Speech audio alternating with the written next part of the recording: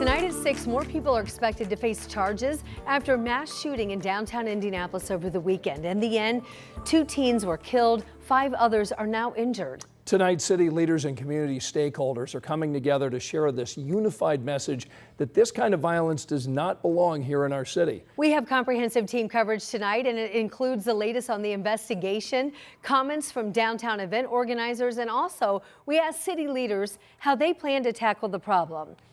We start tonight with Emily Longnecker on the investigation and the charges just filed. Emily? Well, Ann and Scott, the investigation is ongoing, and at this point, there haven't been any arrests directly related to this case.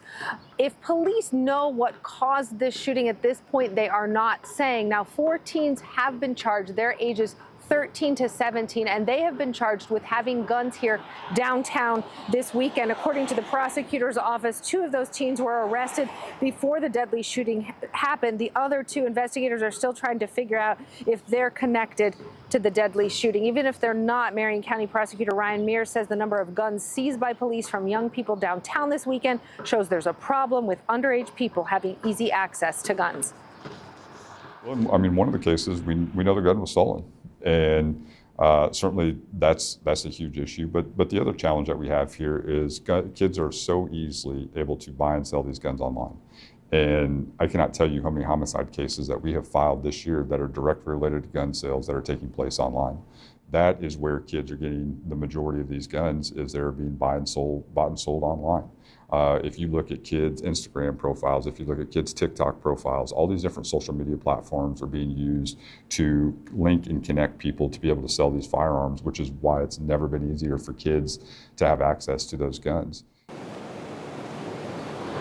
And IMPD Chief Chris Bailey saying this weekend that police seized 20 guns downtown here in the course of their patrolling. Now, Prosecutor Ryan Mears saying that he anticipates charges to be filed in the coming days in relation to this deadly shooting. But he told me today that investigators are still working. They're still looking at video from the cameras down here. They're still testing some of the guns that were seized through ballistics to see if they could be connected. And they're also going through social media to see if any posts can give them any idea of why this all happened. Ann, Scott?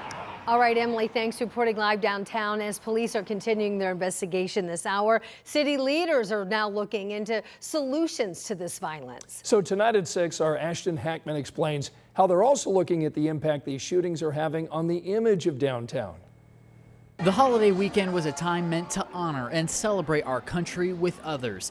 Instead, it became a moment of reflecting and push for solutions after 7 people were shot near Monument Circle. 2 of those people died, both of them teens. All of this pain, all of this grief, all of this heartache is avoidable and is preventable. Saturday's mass shooting near the Circle isn't the first time there's been gun violence in downtown, but community leaders hope that the gun violence does not have a negative impact on the city's image.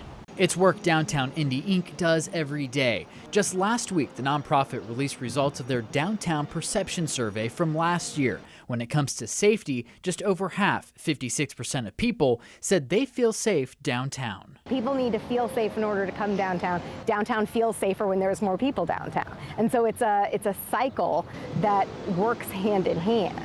Downtown Indy Inc. President Taylor Schaefer says building a positive image of downtown takes years. She hopes perceptions about safety won't be impacted by another weekend rash of violence.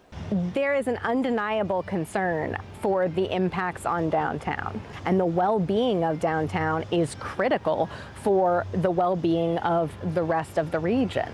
But a weekend of violence leaves behind a scar on a positive image of downtown that has taken years to build. To have gun violence become the thing that sort of defined this weekend for downtown is heartbreaking, and it's frustrating for businesses, for residents, for so many in our community. A community now wanting answers and change to put an end to the gun violence. In Indianapolis, Ashton Hackman, 13 News.